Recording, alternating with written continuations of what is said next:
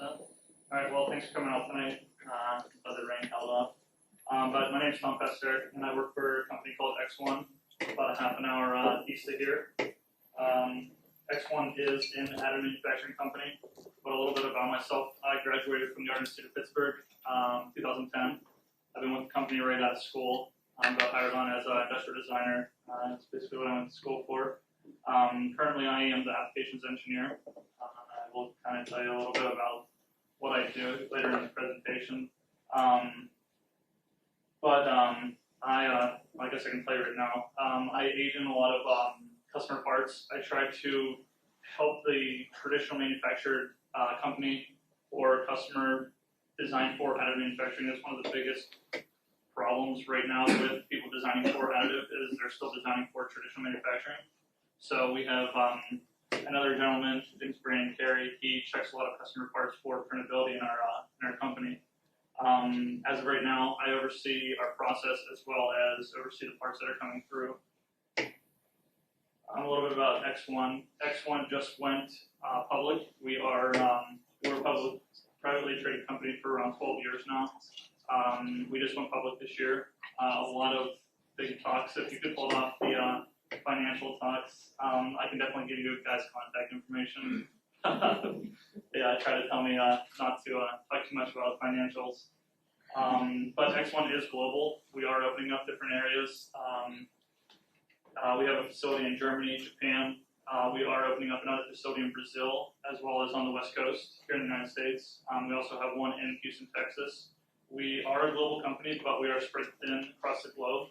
Our headquarters is right here in Irwin, which is about 30 minutes east. There's around 40 to 50 people there. Those people are anyone from accountants to chemists to mechanical technicians to a whole list of engineers. Anyone dealing with metals, metallurgy, any industrial graded part, looking for that gentleman to fill our spots. These are just some areas that we are in. And like I said, we will be in the Brazil area. We will be opening up another facility in Germany, as well as on the West Coast. What is additive manufacturing? Additive manufacturing is any digital model that can be produced using a layering process. A layering process can either be used with jetting a binder on a powdered metal bed or on a ceramic bed, as well as laser centering. I'll describe a little bit about what the two different technologies are. Each company kind of tries to say that they have a different way of doing it, but it's pretty close to the same thing. What are the advantages of additive manufacturing comparable to traditional technology? The digital process offers you endless possibilities. So whatever shape or form you think you can create in your head, you can 3D print. As corny as it sounds, imagination is your only tolerance or discipline. It offers endless patterns. So whether you're 3D printing with us, we can directly print on metal, or we can create sand core molds. So whenever you come to 3D printing cores and molds, you don't have to worry about draft angles. So you don't have to worry about endless cavities or parts at a dead end. That being said, we can print random parts. So like I was telling the gentleman earlier, if the whole front row here was a different customer, we could put all their parts, depending if they fit in our print bed, and print them all at the same time. So I don't have to have a guy sit there and wait and change tooling on each part. So I can do a large batch file. I can actually print parts inside of parts if there's room. So whatever areas in the print bed, we'd like to take advantage of that and take as much build space up as possible. I was also telling a gentleman up front earlier that our facility right now, in the direct metal facility, we print 24/7. It is a three-man shift. We print, there's 2 guys that run each shift. Each shift, those guys have to require, they man 1 computer and 5 or 12 printers and 2 furnaces. And that's pretty impressive whenever, if you guys do understand CNC applications, a CNC guy has to be on a machine constantly changing tools, keeping track of tool paths, and we don't have that, we don't need that. So what we need is basically, if we're printing every 6 hours, we're printing there's a guy on that machine about 20 minutes. That's just changing boxes and just double checking. It'll send an error to a computer. The computer does go down. So some advantages of additive manufacturing are man hours. Man hours are huge. We don't have to employ that many people. We are not close to CNC tolerances, but we are getting closer. The past 3 years that I've been there, we are getting fairly close to CNC tolerances. A lot of our companies will use us as a CNC tool. We'll be able to 3D print close to near net shape, and then they'll be able to go in and then manufacture the rest of the part. Another thing I did like to talk about was the bottom part here was any part can be modified fairly quickly. So if you have an investment cast or a sandcast mold, you can change the CAD file fairly quickly and fairly easily, and then resend the print. In college, I kind of procrastinated my senior year and took advantage of additive manufacturing and started 3D printing plastic parts while I was still designing the rest of my project. It's kind of how I fell into this job title. Some of the top 3D printing companies and their processes, as you can see on the top, the FDM, SLA, and SLS formats are all each layering processes, but they are actually taking a material, basically any material that can be melted down, and it's almost forming a weld or bead of plastic in a liquid state, and then it'll conventionally cool. A lot of companies, the biggest one is Stratasys. They are buying up random 3D printing companies like crazy, and now they're even partnering with software companies. So Stratasys just bought a few software companies that we actually use, and we have to find different ways around that now because they're not subscribing to us, kind of monopolizing the market. 3D Systems competes with them. ExOne kind of competes with EOS and Renaissance. EOS and Renaissance use the same process, but they call it the SLS format, and they will 3D print in metals. But where they're using a laser centering process, we're using a liquid binder and printing on a print head bed. That's just a powder metal bed that is jetted with an inkjet printer head technology. This is almost an industrial grade hairspray, I like to call it, that's holding these particles together. Some of the popular printing materials are plastics, any kind of types of plastic you can think of, they're printing right now. Aluminide is plastic mixed with aluminum particles to give it almost that industrial feel. Flexible plastic, good example of flexible plastic would be printing a watch band, and that watch band would be able to go around your wrist fairly easily. Multicolored plastics, they're printing up to, I believe Stratasys is printing up to 36 different colors. So if you have a multiple printed part, so say you have a full body figurine, and you want to print his tie a different color, shirt a different color, jacket a different color, these are all possibilities in one print. ExOne can't do that as of right now with materials, just with our process. We also will print ceramics. This is more ExOne's bread and butter was stainless steels and industrial grade materials. They also do print in precious metals such as sterling silver, bronze, brass. Some customers will print in gold. And then we also used to print in glass. We do not offer it anymore. Yes? Did you ever do transparent glass? We cannot. We actually grind up old silica bottles or old Coke bottles, and we'll print that. So same process as throwing a bowl. If you're throwing pottery and you want to put it into a kiln, instead of throwing the bowl, we just 3D print on top of the glass and then bind that binder together in that those glass particles of the kiln. And we had a little problem with it, and our customer wasn't really buying a lot of glass parts. And our company, I'll show you here in a little bit where our company's kind of going. But yeah, as of right now, we cannot print transparent glass. Sorry, this Mac is very sensitive. Kind of gives you an idea of where 3D printing is as of right now. You can buy, on the far left-hand side, is what they call MakerBot. MakerBot, you can go and buy a machine and print on your desktop in your household right now for around $500. The usage would be a residential or hobbyist. I know a guy, he just prints car parts and toys for his kid. So that's all the kid wants to do is just print toys. Mostly those products are printing in plastics, and the resolution is pretty low, but the price is pretty nice. Prototyping low volume. A lot of colleges will have this, universities, a lot of prototyping companies, mainly plastics, but some polymers. Their resolution can be low and high, but the price tag is around $35,000. Full-blown commercial prototyping, low volume and high volume production machine is around 1.5 million. That is one of the most expensive, and it is one of our machines. But the resolution can be high or low as well, and the industrial grade materials can extend from anything from sands to ceramics to carbons, certain industrial grade materials. A little bit about what ExOne does. ExOne is a 3D printing additive manufacturing company, but where that comes into place is ExOne builds all its own machines as well as engineers and sells all its own machines. So a lot of our customers will 3D print with us. A lot of those 3D prints will come out to be just prototypes. A lot of prototype companies will go into low volume, high volume production for us.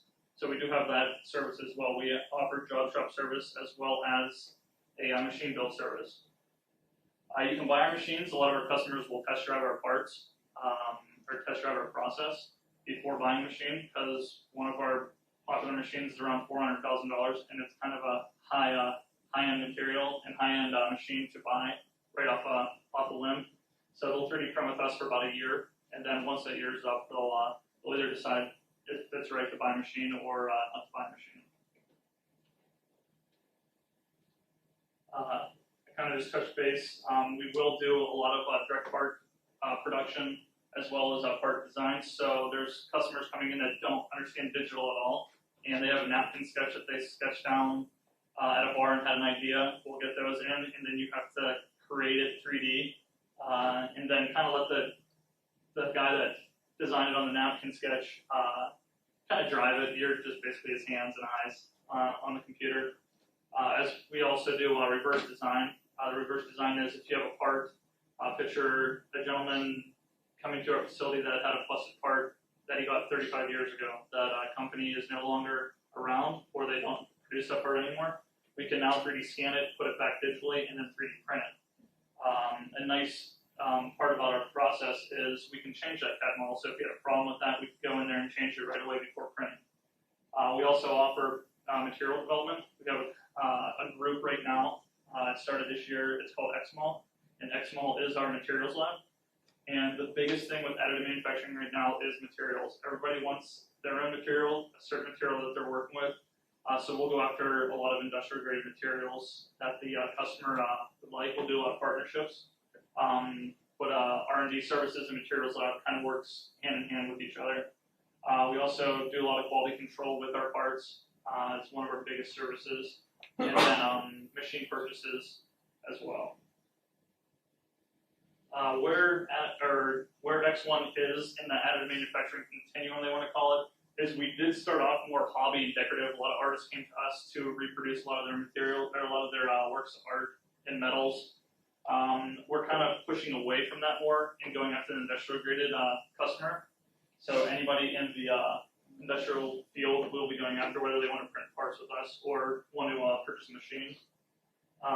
One of our distinctive technology features at ExOne is part size. As you can tell, the gentleman's around 5'6", 5'7", fairly large parts. Our largest part we can print is around 3 foot by 6 foot by 2.5 inches, or 2.5 feet deep, which is fairly large. Our part complexity you cannot get traditionally right now. Anything that you can do traditionally, we can do additively. That being said, like I said earlier, you can only imagine our imagination is your only downfall. You don't have to, you really can't be working with additive and taking advantages of additive. We are printing at a fairly quick rate of speed. I'll show you here in the next few slides how quickly we can print. And the industrial graded materials is huge. A lot of industrial graded companies in the aerospace technologies, automotive, pumps, props, turbos. We'll be in that facility. These are just a few ideas and a few examples of what we would do. On the top left here would be an intake manifold for a V8 engine for Ford Motor Companies. Ford Motor Company has a lot of our machines and uses a lot of our processing. From a boat, and then this is for downhole application. It's a rotor and a stator. It's for the gas and oil industries. This actually was a really nice story because it turned out that our product wears very well. They used this as a prototype, and they put this prototype into a gas and oil industry and ran it, and it outlasted the customers or the competition's part. The customer's part lasted around 200 hours, and ours lasted around 600 hours. So now that prototype turned into a low volume, high volume production for our job shop. So we do these at least 100 to 200 every month with them. So, and then we are still in the art and decorative area. We do print. I don't know if you guys ever heard of shapeways, but we are the metal shapeways. We 3D print in all their metals with Shapeways company.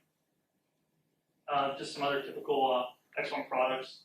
A lot of the parts you see here, and then up on the table here I can pass around, are sand. These are large sand core molds or large sand core packages. The other ones are impellers. We can do investment casting with our direct metal. The far left one is just a demonstration piece to show our pumps, props, turbos industry. In the middle here, and there is part of it on the table, is prosthetics. A gentleman, which is nice, is we are an industrial graded company, but a gentleman came to us who unfortunately lost his hand but had some modeling abilities and went to the VA. They didn't offer him a left-handed prosthetic, so he started modeling, and now he quit his job and works and sells that prosthetic to the VA. He also does a lot of customization for prosthetics, so it gets that guy out in the garage out there, and he's able to produce low volume, high volume productions now. Instead of bending metal and making one prototype, he can constantly be producing materials. And like I said earlier before, it was in the middle there's a stator and a rotor for downhole application. So whether you're a large industrial graded company such as a Caterpillar or John Deere, or the guy that just wants to get his idea out there, we'll accept either. So, which is kind of nice. A lot of companies don't really want to go after the big guy, but we like the ones-offs or the two, or hundreds or thousands. I would like to, I apologize, my presentation is not all together, but I would like to show you what our printing process is and what it's all about and how it works. You guys are kind of looking at me like, how does it work? So it's 5 minutes, so bear with me. If you guys do have a question, I can always go back and rewind it. So if you guys want, I can kind of talk through the video there. Hey Tom, if you want to flip the lights. They're right behind the. Makes us feel like we're more in a movie theater. Is that better? Sorry, I have it paused because the music is pretty bad.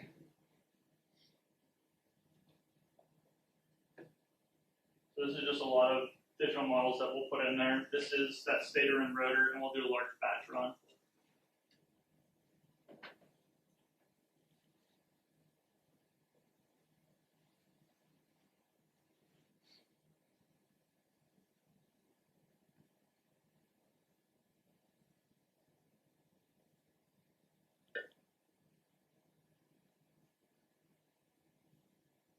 What do you use for your modeling application? In the beginning, when we do want to start modeling, we'll use SolidWorks, Pro E. If you're going to sculpt, ZBrush, Rhino. Then we use Magix to clean it up. Then we have an in-house software to do batch files. So this right here is the powdered metal bed. Powdered metal bed is 40 micron stainless steel powder. So it almost feels like baby powder in your hand, but it's actually crushed up and de-atomized 420 stainless steel. That's spread with a recoater system, about 4th layer thick, so almost two layers of your hair stuck together. We'll spread that powder across, and we'll start with a new build. It's constantly printing at the same height. There's a trap door in the bottom of the build box. So the build box plate is all the way up top, and that'll constantly keep lowering, but we'll be printing at the same Z height. Whatever particles are not touched. So everything that is not touched by the binder here acts as support material. And then later in the process, we'll vacuum up that loose powder, what we call depowdering. And all that loose powder is recycled back up into a part later in its life. So for the most part, our process is completely green. As of right now, if you would pick that part up right now and drop it on the ground, it would shatter into a million pieces because it's only held together by binder or that industrial grade hairspray, I like to call it.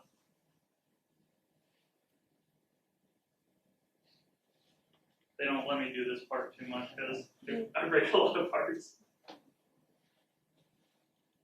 As you can tell, there's a still on the end of it. If you would stop shaking it. And that still is the highway or the wicking tool that will wick the bronze into the part. So right now we're just using vacuum and some air. Once that part's done, we'll put it into a large graphite crucible, and this is the infiltration part. This is what's going to make that part a 95 to 97% dense part. You don't get all that off, will it create like little abnormalities? No, it'll print right there. It'll infiltrate that deformation right there. So we have to connect that. So we print this runner system right here, and then this still is connected to this part. We have to make sure there's a perfect connection. Once that's done, you can see this runner still going down into a vat, and this vat is just powdered bronze. This powdered bronze is a calculation, and the weight of that bronze is calculated by how much the stainless steel part or the stainless steel parts weigh.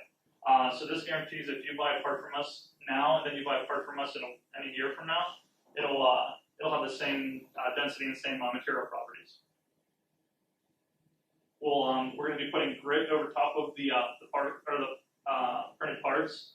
Once that's done, those parts won't be able to move around. That also acts as support. Rick right now is pushing a bunch of those graphite crucibles into a furnace. This is a large vacuum furnace that gets up to around 1100 degrees. Depending on part complexity, it'll determine how much the furnace run goes for and how hot it gets. Usually it's typical 11 hours or a 12-hour run for around 6 to 8 parts. So what happens in the furnace, and we can't really show it because it gets so hot in the furnace, is the bronze will liquefy before the stainless will, and the stainless will act like a sponge to water. That stainless steel part will suck up the bronze, the liquefied bronze, and then wick it into the part. It'll travel all the way down the bronze runner here and then into the part. Wherever there's stainless steel, the bronze can only travel, so it's not like it doesn't go all over the place. Once that's done, we throw it into a tumbler. Once again, we are in the 3D printing business. We're not into the post-processing, polishing business, but we do offer some materials, as you can see on the table here. Does anyone have any questions about the printing process? Yes. What do you do if it's like an unstable item, like a round item, and you're printing it and it's sitting on a table? How do you keep it from moving? Before we go into the furnace, we'll put it on a little pad of foam, and just a pad of foam will hold it there. But even like when it's printing, though, if it starts at the smallest point, you know what I mean? Oh, when it's printing? Yeah. All the loose powder that doesn't get touched by the binder acts as support material. So that support material holds it in the shape. So wherever there's not binder is acting as support material, and it won't move. Yeah, it won't move around or anything like that. Okay. I thought it would just roll right off. Yes. How does the precision compare with the inkjet versus the laser sintering? A laser sintering. So the two differences, and our closest competition would be EOS, and EOS is a laser sintering company. They can't do a lot of things that we can do, dead ends, inside of parts. EOS, though, to speak good about EOS, is their part finish, or their surface finish is very nice, and their tolerances are a lot tighter than ours. They're a lot closer to CNC tolerances than we are, just because we are spreading powder, and our material type and our material thickness, as well as our spread thickness, is kind of hurting us with surface finishes and getting closer to CNC tolerances. But with finer powders and different binders, we'll be able to get closer. That being said, EOS is a little bit more expensive than us, where we're cheaper and we can do it close to half of the turnaround time of what they had. So If they're printing a part that's 6 to 8 week turnaround time, we're around 3 to 4 week turnaround time. But you also have to deal with our surface finish. Our surface finish is a little rough until you post-process it. What kind of post-processing? A lot of our customers will hand polish, or we'll do what we can offer at ExOne is we have a large tumbler, and a large tumbler will throw a batch of parts in there, and we'll go through different ceramics, and then we'll go into a different barrel, and we'll do different plastics, and then at the end we'll do what we call it's just corn cob. It's ground up small pieces of corn cob with a cleaning solution, and that kind of puts that rouge or that shine on the part. But it's the most effective way, because our biggest problem right now is polishing internal passageways or internals. We can't get in there, so we're trying to find different medias to do that. So, but with our materials, if you do a 420 or 316s, you can drill, tap, machine, powder coat, paint, whatever you can do traditionally to traditional stainless steel, we can do with our additive or with our hybrid materials. Material properties wise, I don't know if this is a question that was going to come up, but I guess I'd touch base with it. But our material, our 420 stainlesses and 316 stainlesses have the same material properties as 420 stainless steel bar stock and 316 stainless steel bar stock. So where there's tear strength, tensile strength, compaction, as well as density, we are comparable to that. So Even the bronze. correct, yeah. And like I said before, since we're wicking those stainless steel particles, or those bronze particles together, those bronze particles act as a great wear characteristic. So bearing applications is a great application, as well as the downhole application. There's different filters that require a wear characteristic on their material. Ours is great, or ours is a great candidate for that. Yes. So what is your smallest feature size and correspondingly the roughness level that you get off of the untreated part? On the untreated part, we can print plus or minus 5% of any given feature, so that's any outside diameter, inside diameter. We can print a wall thickness of 30 thou, but it depends on how long it is and the complexity of the part. So there's a few built-in rolls that we have at ExOne, because I do need to have a technician be able to grab a hold of that part and pick it up. So a good example is if you want to 3D print a spider's web, I have to go pick that spider's web up, put it down, and have it perfect. I can't let it bust or move or bend. So a spider's web is not a good candidate for 3D printing with our process. So I don't know if that answers your question. What if the spider's web was inside of a shell? I mean, if it had different connections and if it had support, yes, we could do that. It just depends on the wall thickness of it. So if it's over 30 thou, we also if it's over 30 thou, we'll be able to print it. It just depends on the complexity as well as connections, how those parts are going into one another. We don't like hard 90s. We like a smooth transition, because imagine that bronze going into a part. Imagine that bronze being water and that flow. The flow is one of our biggest concerns whenever we print parts. So I'll flag a lot of parts and ask the engineer to go back and change it. If he has a lot of sharp edges or cantilevers. Cantilevers will allow slumping in our process, because we are heating that material up and it is very vulnerable in the furnace, and that material will kind of slump. So we kind of watch out for those. But those are the main things that we look for when we're checking customer parts. You say 30 thou, just what's the units on it for? Like microns, or like where you? Oh, inches, sorry. Inches? Okay. Yeah, sorry. That's any feature. So that's wall thicknesses. If you have a hole through, or if you have a post, or any feature text on your part, we'll flag it for if it's below that. Okay. So we just want to be able to make sure that the customer is going to get the part that they want. So we do lose some resolution with our printing process, just because of powders. So, anybody else have any questions just about the process? You good? You're all going to pass my quiz at the end of this?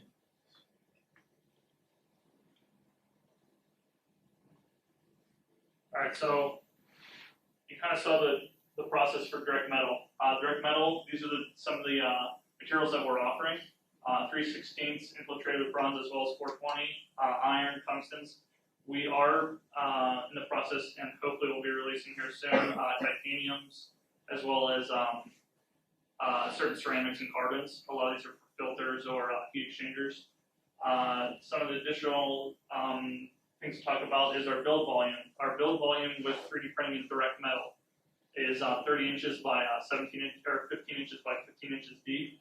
And then our build speed is around a quarter of an inch per hour, which is fairly quick. So imagine how many parts you could be producing in that build area. That includes, this process would include infiltration as well as curing oven as well as printing. On the flip side of things, instead of printing directly on the metal powder bed, we have what we call our indirect metal or our sand process. Our sand process will be able to 3D print a sand core mold. That sand core mold then can go to a foundry, and now you can cast your traditional materials. So if you don't like just the materials that we can offer in direct metal, we can print in a sand core mold, send it to your foundry, and then you can cast your parts in that. So you want to cast a part in aluminum, we can do that. Or titanium, we can cast parts in titanium now with our sand. So picture, I don't know if you ever heard of lost wax, the lost wax process, but we'll 3D print the sand, and then now we can bust the sand loose, and then your part would be there. That being said, fairly large build box, 70 inches by 39 inches by 27 inches deep, which is fairly large. It's great for prototyping as well as low volume, high volume production. Same boat, a lot of the customers will buy or will test drive our process and then either buy a machine. They'll use those for prototypes or low volume or high volume production. A lot of big customers that use our process and have bought our machines are Ford Motor Companies, as well as John Deere, Caterpillar. A lot of off-highway use companies will use those, and some smaller industrial grade companies. We have different size machines for whatever your process would be. Is build volume the same as print bed size? Correct. Okay. Yeah. Build volume. If you see build volume, print bed size, or build area, it's the same thing. You have to ship those specially to make break real easily on. With certain parts, if they're very complex or thin walled, we'll leave the sand in there, and that'll act as support. So we'll send the foundry literally a cube, and that cube we'll vacuum it out. We'll have a guy go there and vacuum it out. We do not have 3D printing capabilities in the Irwin here, but in Troy, Michigan, Houston, Texas, Germany, and Japan, we 3D print sand. This is the only facility that offers direct metal as of right now, but we are in the process of spreading PSCs across the country and across the globe. That being said, a lot of foundries take it kind of difficult to understand our process because they want that large batch. They want 100 or 1,000 or 10,000 pieces to run through their foundry because they don't want to keep changing pots. So we have close ties with foundries that have accepted our process because we are that company that, hey, we only need one part or we need 2 or 5. So that was kind of a big barrier for us in the 3D printing in sand. So you found out about 3D printing and what 3D printing is all about. But then you can switch gears and take it one step further. What ExOne's doing right now, and a lot of other 3D printing companies, is optimizing for manufacturing. So instead of 3D printing parts, we can now get a string of printers, a string of furnaces, a string of post-processing tools, and introduce that into factory or CNC machining environments. Just a quick idea is we did start as just a 3D printing company, so we had several small printers, which would be on the left-hand side, a lot of man-powered hours that are going into the process, a lot of changing of boxes, loading powders. You'll have to load powders manually. With our facility, there's a large sieve, and the large sieve talks to the printers, and whenever the one printer needs powder, it'll call the sieve, and the sieve will just reload it itself. Just a large vacuum system. So you kind of have from the left-hand side here, just 3D printing production. Just a lot of universities will use this approach, as well as smaller companies. We kind of went the opposite direction and started automating a lot of things. So we introduced the sieve, we introduced curing ovens. If you would just add belt systems, you can get rid of human error or the human interaction with the parts. So instead of being able to print one in the same build box, we can print dozens and then post-process that same part, or we can print out multiple different pieces. But we are now using conveyor belts and getting rid of the human error now. Just to kind of prove that additive is out there, I kind of like this project. We took this project on last year. It's a control arm off of the front suspension of a domestic supercar. The control arm is what holds all the suspension together in the front of the car, the springs, as well as ball joints. And we took a already optimized, traditionally manufactured control arm, and they told us that it was already optimized, we can't do anything. Even if you did use additive, we wouldn't be able to optimize it any further. So through 3D printing, as well as FDA analysis and several clever tools with modeling, we were able to optimize and reduce weight in a control arm. So just our project constraints, it had to pass an FDA analysis test. An FDA analysis test is if you send a part to the software will apply forces in certain areas. These certain areas have to either pass, or if they fail, then they will not be produced, because they won't even want to produce the part or do physical testing, so they will do it digitally. So we partnered up with a company called YTA, and they ran all of our FDA analysis tests.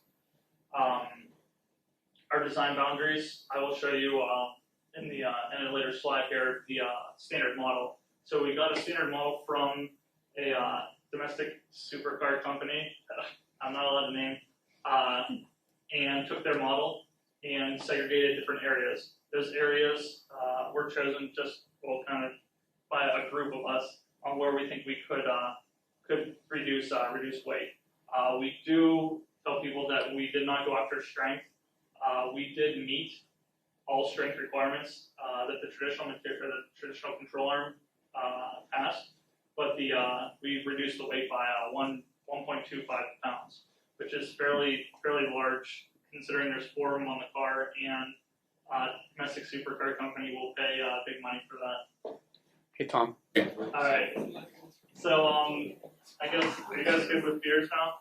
Oh, we're good on beers. All right. After my presentation, I need a beer too. So back to control arm. Control arm is the project that we kind of went over before the break, but I did want to also talk about the 3 steps that we wanted to control, and the producibility was one of them. We used both ExOne's direct metal process as well as the indirect metal process. You guys hear me over there, by the way? I feel like I'm typing out. Alright. So the idea was to take an existing production part that has already been traditionally optimized and improve on it. The three control arms that we wanted to produce was printed a sand mold package and then traditionally casted in aluminum. With our direct metal process, we cannot print in aluminum as of right now. So we took a conservative and constrained direct metal printing part and printed that part traditionally, and then printed it with a web pattern. And then the next one would be the unlimited direct metal printing part, where we spread the powder, or where we spread the cellular structure or meta structure throughout the part. These are the areas that we chose. This large web here, as well as these small webs. Like I said, we took a very conservative route. We could have went up into where the control points were. Later in the project, this is where the control points and the pressure was. A lot of the pressure and the the torque on the part were constrained here, as well as here. So that's where the FDA analysis applied its tools. We used what we call we used a computer program called Rhinoceros, and Rhinoceros is capable with a plugin called YourTalentAgents. And YourTalentAgents, I don't know if there is any CAD modelers out there, but to produce this right now is nearly impossible without YourTalentAgents software. There's no program that can, or computer that can handle that material right now. So whether we're going to use a mixed cellular structure or a arbitrary bounded gradient structure. We tried stochastic growth and blending. Blending is huge. We were just talking today or earlier that we like that hard. We don't like the hard 90s. We like that smooth flowing connection points. With that new form of software and additive manufacturing capabilities, we went through all kinds of different variations. All these different variations that you see here are the areas that we wanted to fill those webs up with. These were very easily to control. We created all these different models within a matter of minutes with the software that we had. Our basic workflow was what you see here is our basic workflow for any traditional or any additive manufacturing company. You would have the idea or the input or that napkin sketch. You would model that part, and then we'd check for performance with simulation. That's our FDA Analysis software. If it would pass or fail, saying it would fail, we'd have to go back, change the parameters, and then run the FDA Analysis software again. That changes all the modeling and all the digital recreation. That digital recreation is easily changed with CAD modeling right now.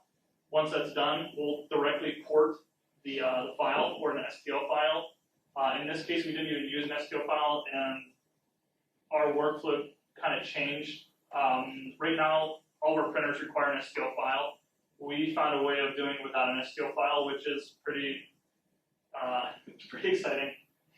That being said, we'll send the print and then fabricate the part. We can then do physical testing. Once physical testing is done, then we can go back to optimization through FDA analysis if it does fail the physical testing. So we found a cellular structure that we liked. That cellular structure, this was just kind of a guess. So we applied it fairly quickly and fairly easily. We segregated this area and then spread that cellular structure. This is the FDA analysis report.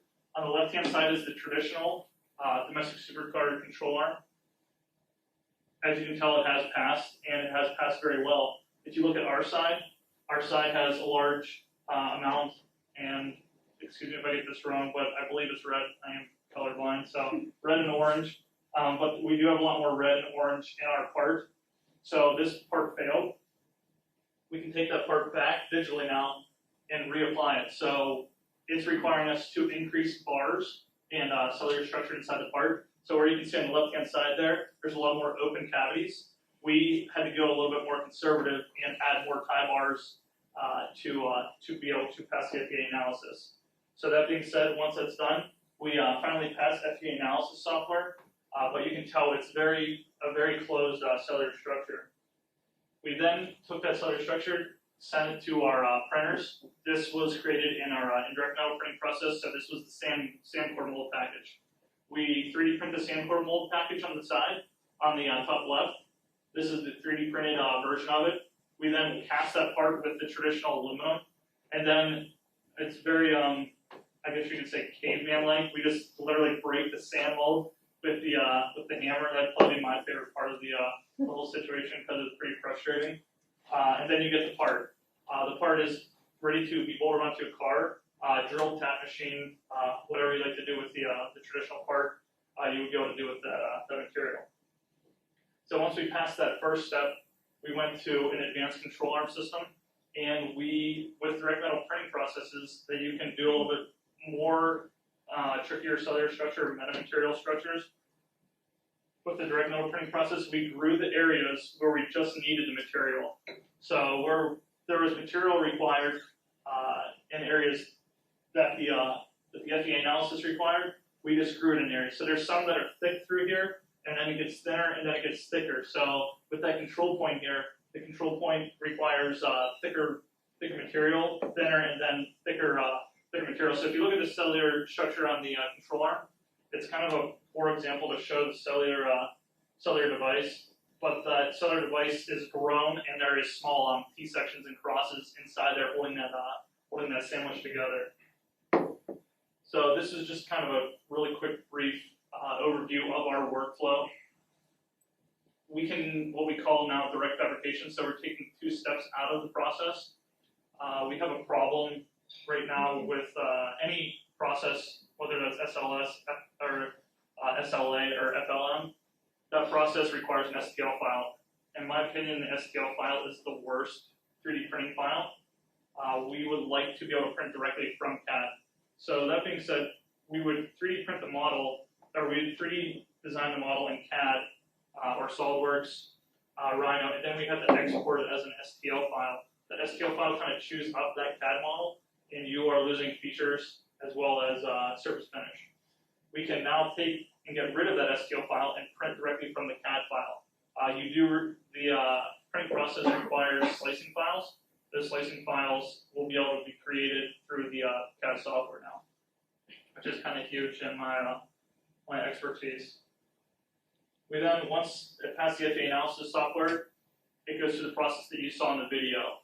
We print directly on the print bed on the top left, right from CAD.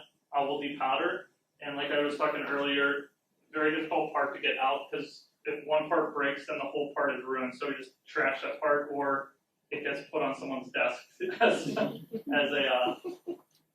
just a display part. We'll then put it in a newer ExOne furnace that we have, and then that's your final product. The next part shows you kind of the cellular structure on where it is grown. You can kind of see it through the pictures here. Just it was a poor part to use if we were going to do this project. So, but for the most part, the project worked out well. On the left-hand side, the traditional arm, if it was casted, it would weigh around 5.78 pounds. And where you can see the advanced control arm, if we could print in aluminum, it would be around 4.57 pounds, which is huge, which is, like I said earlier, around a pound and a half or a pound and a quarter reduction. I do have to note that we reduced weight, but we have kept the same strength of the part. If the project was leaning towards creating a part that was weight reduction as well as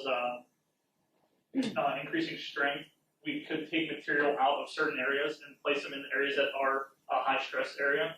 That high stress area will then be able to be stronger than the traditional manufacturer control arm.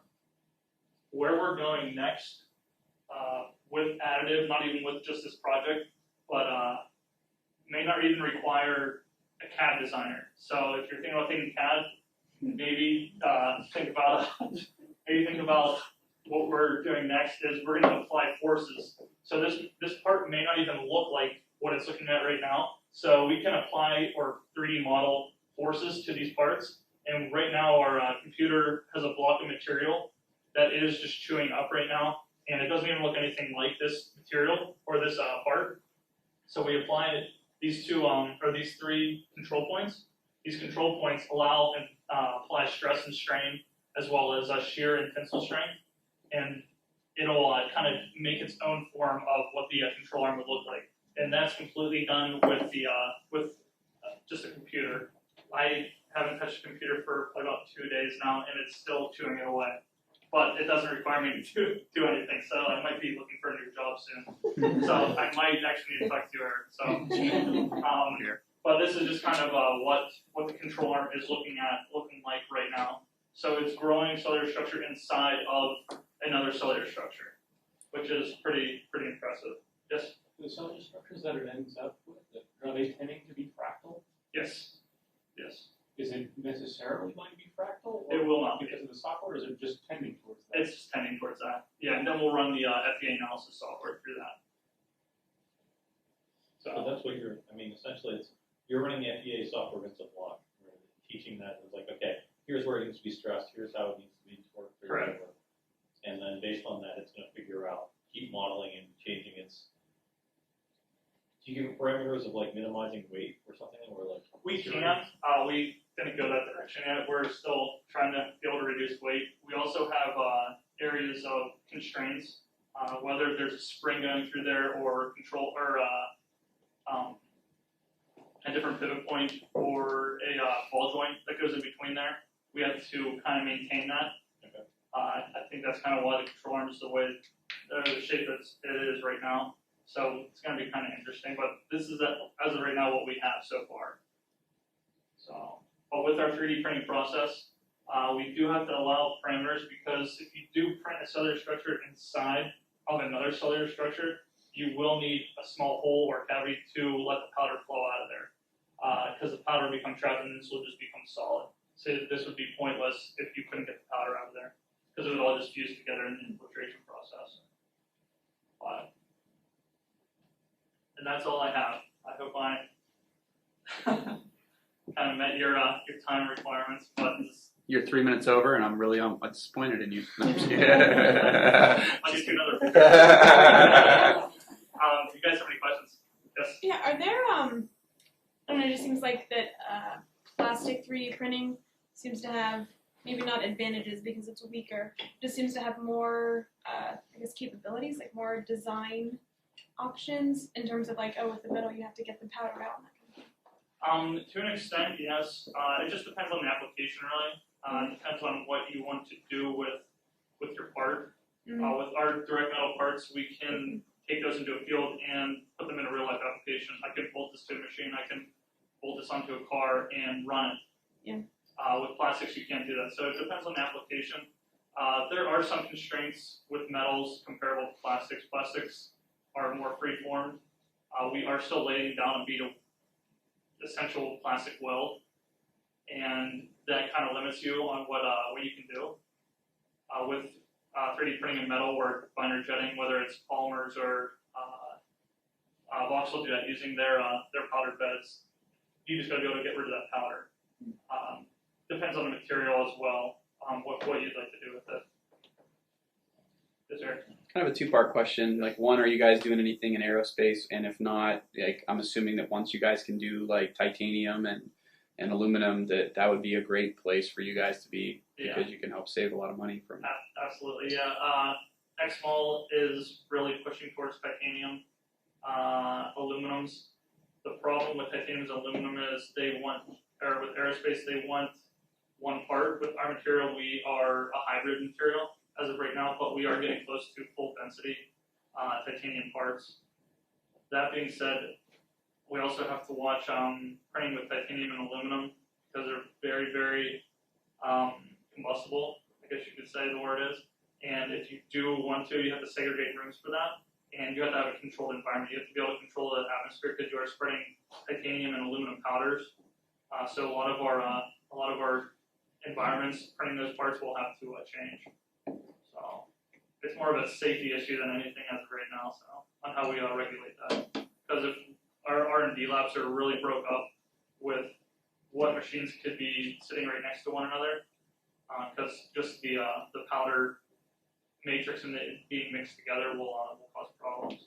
But you are right. If we do get titanium and be able to print that, it would be a game changer for ExOne. Absolutely, yeah. But we're not going after like medical grade steel or anything like that. So anything that the industry is looking for, we'll go after. Cool. So we have very good partnerships with stuff like that. Just. You had mentioned that your customers were mostly limited by their imagination. What do they not ask for that you wish they would? A lot of them are still designing traditionally. They're looking for draft angles. Their parts are coming in and heavy. They're wasting so much money on where you can build a cellular structure, like the control arm. They're making a thick web through there. A lot of them are printing mold packages, and instead of a solid block, they're just creating the tool inside of it. They can go in and hollow the back of it out. They don't do things like that. They're just not trained for it, I guess. I just talked to a school. They're huge in additive, and they don't even have an additive manufacturing design program. They just have 3D printers and use them. See what happens. Yeah, which is huge. We do have what we call X-Tech. X-Tech is pushing our materials as well as our process throughout elementary schools to universities, colleges. We will either donate a printer or a process or go after a project. Our R&D labs will go after different universities for binders and printhead modules, as well as printing parts and how those parts interact with different materials. They will partner up with schools and universities. So I guess the more people that know about us, the better. So, do you guys have any questions? Yeah. So there was one particular slide that you had the comparison of 3 different categories of printers. So besides the pricing, time-wise, what's the ballpark numbers that it takes to print the same object in those different kinds of printers? And those different kinds of printers, I know that the printer on the left-hand side there is a MakerBot, and the one in the middle is Stratus or Dimension printer. They print close to the same speed. I know the MakerBot is a little bit slower because different actuators and a cheaper, it has cheaper motors on it just to be able to get into a hobbyist or inside the home of amateur 3D printer. But it's more the resolution and the print quality is what they're looking after. Speed-wise, the speed is close to the same. It just depends on the machine that you buy. I don't know if I'm answering your So question. it's more like the quality than anything else. Correct. Yeah. With the MakerBot, it is a lower quality. Your print resolution isn't as great. The Stratus systems are designed are a little higher end. They do have quicker motors and quicker. They can lay down a quicker bead of plastic weld. But that being said, you're also going to pay a little bit more for it. So another big question that people ask is, when am I going to go to print in metal? I don't know if you're ever going to go to print at home with metal. We do have a small printer like the one here in the middle. That is not our printer, but it is a plastic printer, and we do have one that size. It stands about this big, but we only can print a print bed about a business card wide and long and about an inch deep. So, and that's around $100,000. So it's but I can tell you, since we've created another machine, the MFlex is the same size as our older machines, but it can print twice the size, and it's 25% faster, and it is half of what it would have cost to upgrade this 5 years ago. So the printers are definitely going down just due to technology and just different ways of cutting the necessary material as well as the necessary parts. So I don't know when the first metal printer would be available at home though. So anybody else? Yes. Rate limiting step. What's governing the speed at which you're printing? We have actuators, X, Y, and Z actuators, and they just determine on speed. Our speed is also determined. We could crank the actuators up to full capacity, but we're spreading powders, and we have to have a good spread to be able to blanket over the material. But we also can't just be dumping powder. So when we spread powders, there's a small foot or refitter system, and the foot kind of tampers the powder across the print bed. But depending on material size and how fast we can spread that, determines on how fast our speed, our print time is. Okay. Our new MFlex, our older machines were around 1.5 minutes per layer at a 7.5-inch build box cube. Our MFlex now is 15 inches by 10 inches by 10 inches deep, and we can print parts around a 30-second layer.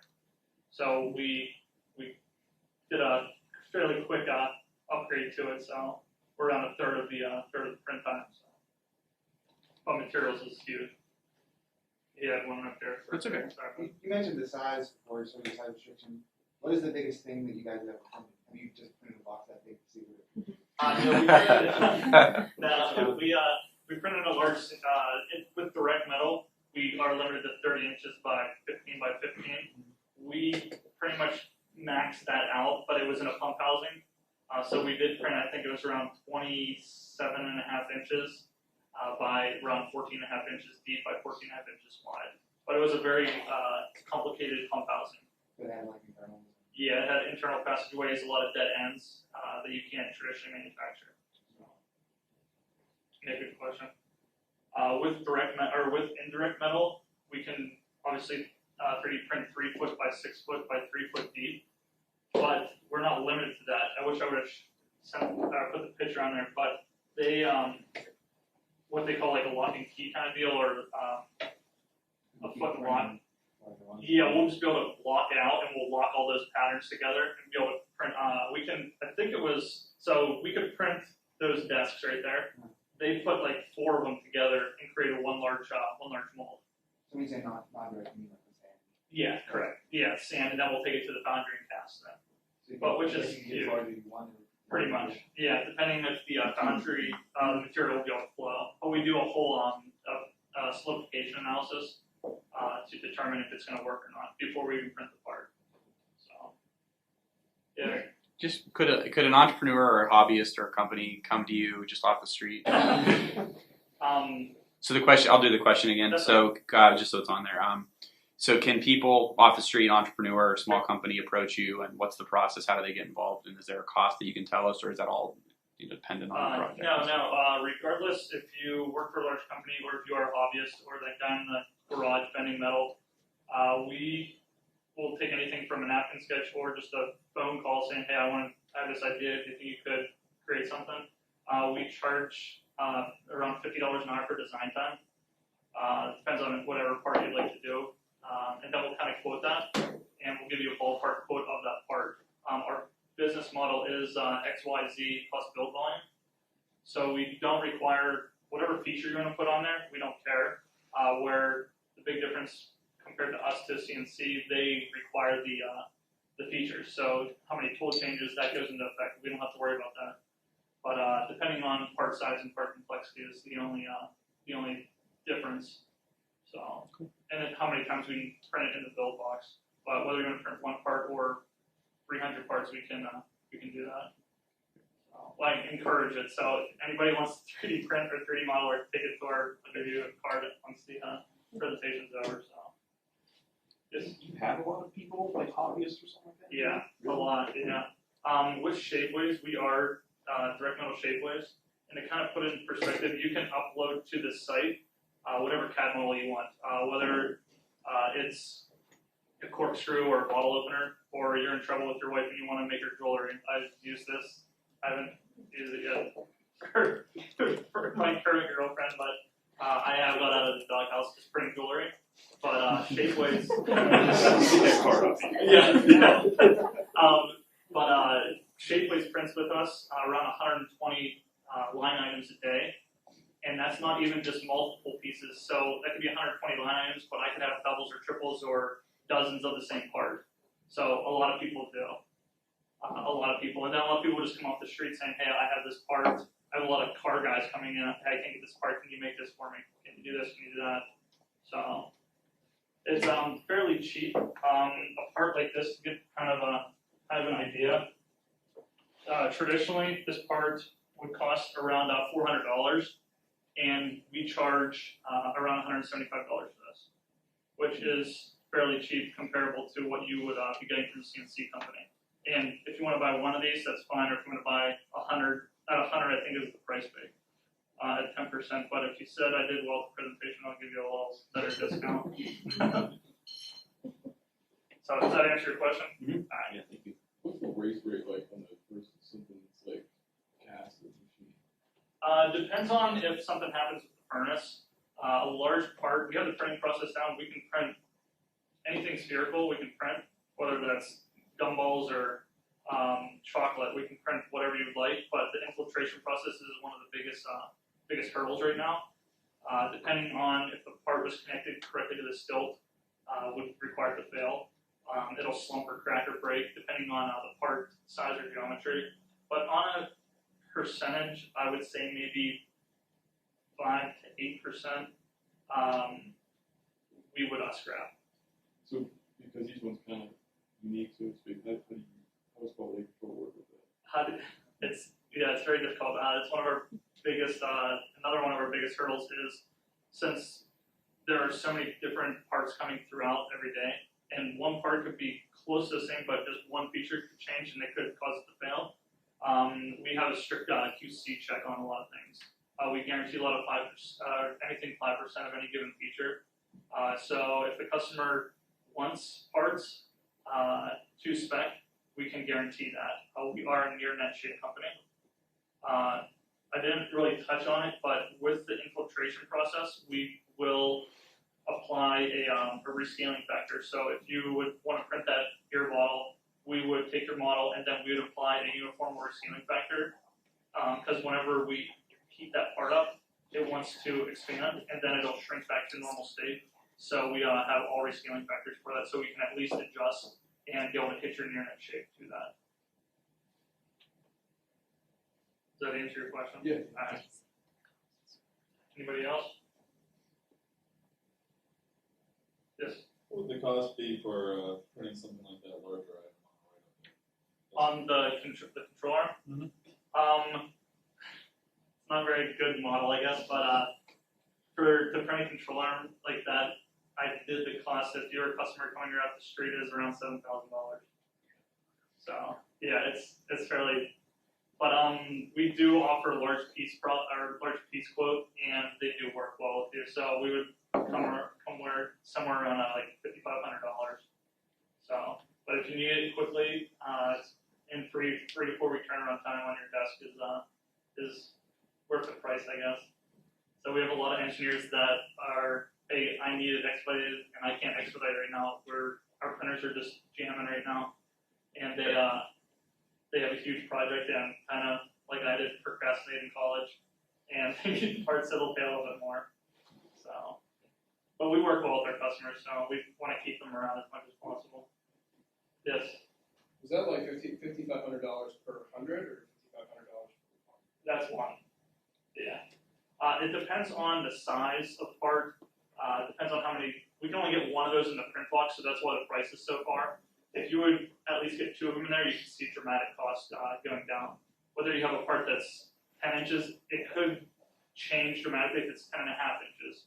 It just depends on how many parts you can physically get into the box in one layer. So we do like to print in one layer. We can print our parts on top of parts on top of parts if you really wanted to, but we kind of regulate our process, and we don't want to bottleneck any of our furnaces or our technicians. Yes. Are you going to build a piece that has moving parts in it? Yes. Yeah, we do. I love moving parts, but upper management doesn't really like push moving parts. When I came aboard, I started doing moving parts and it got a lot of attention, but then they kind of told me to slow down on it. But if you do want to print a moving part, say if you have a ball inside of a ball, I should have brought one. But if you have a ball inside of if you have a mesh ball inside of another ball, you have to have a stilt connecting those two parts so it'll at least infiltrate, and then we'll go in there and cut that stilt off, and then that'll create the ball to be loose. But we've done like working gears. It was a little sloppy, but I positioned 3 working gears and cut the bottoms of them off, and they all fell in place, and then they all worked. So. They don't want to do it because they want to get in there and cut. Yeah. So if you have a moving part and you want to print them, we're not going to cut it off there, but if you want to post-process it later, that's fine. So a lot of customers will ask us, well, I want a moving part, and I said, I'm not supposed to be printing moving parts, but if you still it here or here, but you didn't get the information from me, we'll print it for you. So, I mean, I don't want to, deny somebody that creativity. Yes, ma'am. You mentioned about being global, and you mentioned your competitors.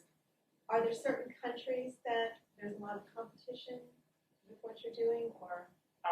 Not so much the companies, because the competitors that we have, I guess it's not really a competitor. I guess you'd call them more of a benchmark. Our benchmark companies that we go with, they are global as well. When positioning a PSC or just a new facility, we kind of go after what the area is. With our sand core molds, we go after places that have sand. We are huge in Houston, Texas right now because of sand. We don't have to transport sand a lot, and that's one main thing that we print in. But we don't really have a regional competition. I mean, like in other countries, are there competitors that are doing the same type of thing? Are we more advanced? Are we? As of right now, I guess you could say we are in a league of our own because there's only 2 underjetting printing companies. The other one's Voxeljet, and they are based out of Germany, and they used to be a customer or a partner of ours, and they kind of branched off, and they're in Germany, so the closest comparison would be those 2. But we are by far the largest of the 3D printing companies, binder jetting wise. So, but we don't compete against like a Stratasys system or a 3D Systems. So they've just been doing it a lot longer. In an effort to maybe save you some time, are there any of the pieces that you're exhibiting that you'd like to explain to anyone or talk about? Yeah, I could. Yeah. Maybe we could flip the light on something. Yeah. So we can see a little better. Yes. Right. Sorry. Good morning. I guess I can pass them around, and if you guys do have questions, just kind of speak up. That'll be a quick display. More of just, this is just a shapeways part, so if you did want to just randomly print parts, a lot of customers that deal with game art or graphics art, they have a model and they want to 3D print their animation, they'll 3D print with us. A lady by the name of Ashiva Grossman, she does geometry spread across a certain surface, and this is her rendition of kitchen cabinet hardware. So, and then this is the part of the prosthetic hand. What would be the approximate cost of the kitchen hardware? The kitchen hardware, it's super cheap. It's like $60, which is, I know it sounds expensive for hardware, but for custom hardware, a lot of people will pay for that. This is another work of Ashiva Grossman's. It's a sphere that has a mathematical equation spread across it. This is the only scan that I had, was we went to Carnegie Mellon, or Carnegie Science Center, and scanned a raptor skull, and they wanted to 3D print. Watch the teeth are a little sharp. And then this is a military program. It is a concept grenade. So we do have some military contracts. And then this is the stator and the rotor. So that's what the material would look like once we print the part and bead-blast it. So that's your surface finish, but we can't get it to a polished surface finish. So it's been riding around the car all day. Then this is a heat exchanger for a nuclear power plant, and it wasn't in nuclear areas, so don't worry about it.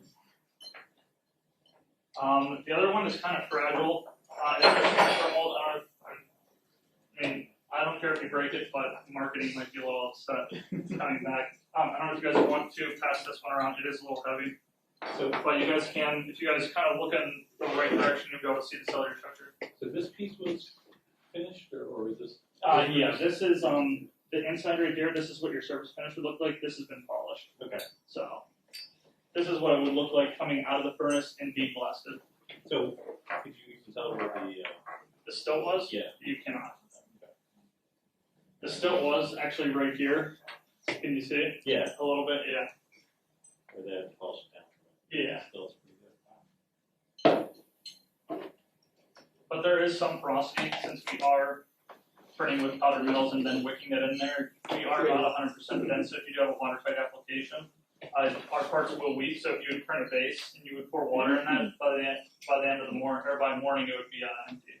Your floor would be soaking wet. I found that out the hard way all over my keyboard. So, but we can impregnate different 3M epoxies, and that'll create 100% watertight. So on this one, there's a seam. Is that by design? This is a concept grenade. That was one of the parts that, hey, I still want it because it's cool, but it was broken in the infiltration process. Because what we call is the dumbbell effect, and there's two thick parts, and then that small web that's connecting, and those two thick parts will heat up and then cool down at a different rate than the thinner part. That thinner part will then snap. So we have to watch out for areas like that. Is that just a design? Yeah, that's just the design. So she thickened it up a little bit, and now we produce probably about a dozen of those every week. But she has thousands of models. She goes, we can give her a pretty good discount on that, and you go on her website and you can buy it for around $400. So I don't know who's buying them, but a lot of mathematicians. Yeah. So she yes. What you said an equation spread across the Yeah, there's a mathematical equation spread across that sphere. It's never ending, and that mathematical equation keeps repeating itself. She uses a lot of like nerves and surfaces and Rhino to create that. But I don't really know how she. You know what the equation is? I don't know. I'm not very good with numbers. I didn't go to the Art Institute, so we're the art guys, so. Sensitive to the environment this grader is on. I mean, they're high precision. It's crazy. So is this something that is vibration in the room? Yes. So you don't have like next to a train.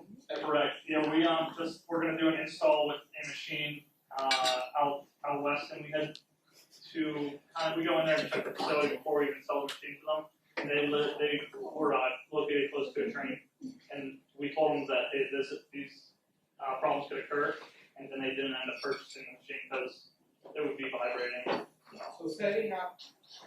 like yours in a place like LA or California in general that has like no printers all the time? I don't think so. And like the part right here, and I know the train track's literally right across the river. I don't see any problem with it. It was just really close to the building, and there are some dampening things that we can do to the machine. There was a guy that wanted to 3D print parts on a Navy ship. I wouldn't suggest doing that either. So, and there's a lot of efforts to 3D print space. How much isolation do you need? Say that again? So, how much isolation do you need? If it was a train, Because I know you can set up an AFM lab in fact, 20 feet over a parking lot in California, because I've been in them, they did that, but I have no idea why. I don't really. So, how much isolation do you really need to make it work? I would say about a quarter of a mile, just To make because. it happy. Yeah, to make it happy, and you would not have any problems. I know that's what they kind of spec'd out, so I don't really know. I'm not the install guy, but I do know that there is some problems. But for the most part, we don't really lose customers like that. There are ways to get around dampening, or because they're basically solid mounted feet on the bottom of our printers. Right. So. All right, well, I think we're gonna at least wrap up the presentation part. So Tom, thank you so much for coming in and showing off your goods.